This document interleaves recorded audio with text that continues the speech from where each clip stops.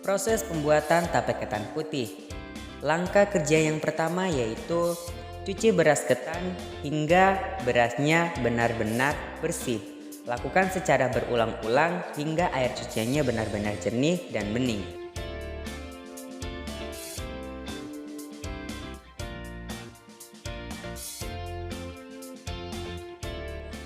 Kemudian, langkah selanjutnya, tiriskan beras yang sudah kalian bersihkan tadi atau yang sudah kalian cuci tersebut. Pastikan airnya yang tadi sudah benar-benar hilang.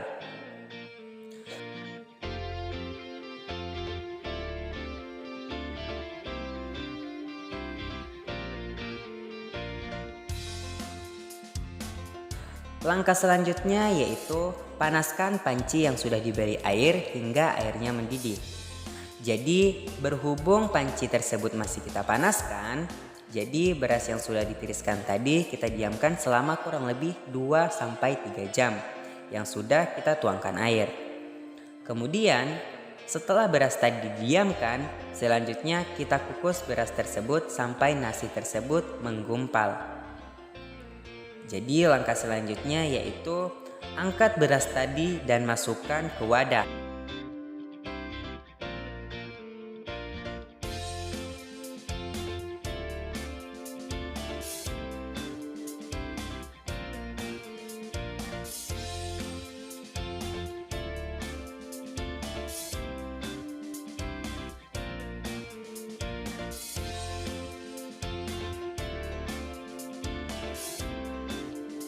Setelah itu, kukus kembali sekitar 30 menit.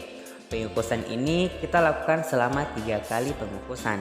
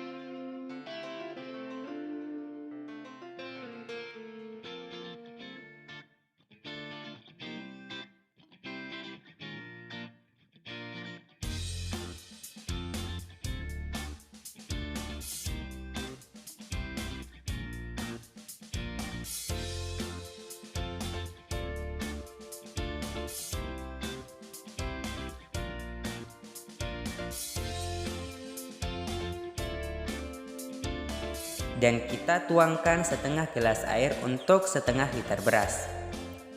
Selanjutnya diamkan sampai air menyerap.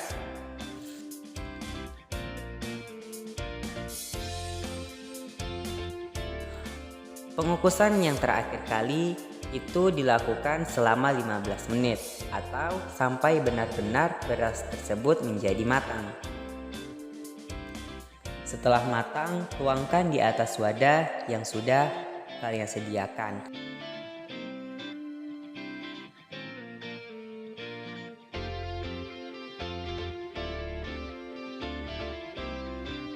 Di sini kami menggunakan bak dan kami lapisi daun pisang agar beras ketan tadi memang sudah benar-benar dingin. Makanya kami menggunakan atau melapisi dengan daun pisang.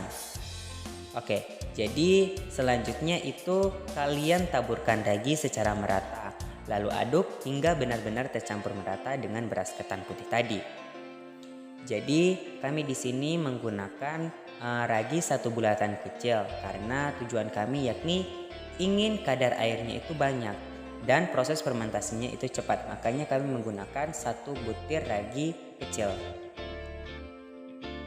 Oke, langkah selanjutnya yaitu masukkan ke dalam wadah yang sudah kamu bungkus dan tutup rapat dengan menggunakan daun pisang.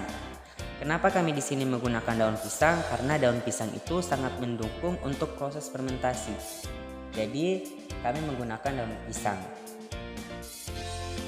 Hasil pengamatan kami pada hari pertama itu rasanya manis, aromanya itu tidak tercium atau belum tercium, dan warnanya itu warnanya putih. Sedangkan kadar airnya itu sedikit berair dan berkeringat.